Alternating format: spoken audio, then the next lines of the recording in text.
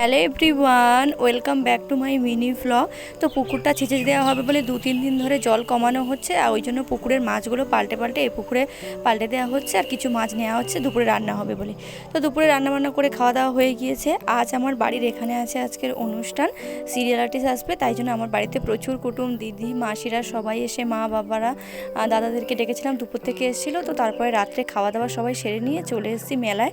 মেলায় একবার দেখো কিরকম উপচে পড়া ভিড়, আর আমাদের মেলায় আস্তে আস্তে 11:30 বেজে গিয়েছিল, তাই জন্য এসে সবে একটু বসেছি, দু একটা ফাংশানে গান শুনেছি, চলে এসে সেই সিরিয়াল আর্টিস্ট, হয়তো তোমরা সবাই চেনো, দেখলে তোমরা চিনতে পারবে। বেশিরভাগ সবাই তো সিরিয়াল দেখো, অনুরাগের ছোঁয়া সিরিয়ালে সেই নায়িকা এখন চলে এসছে। চলো তার গলায় হচ্ছে তোমরা একটু গান শুনে নাও।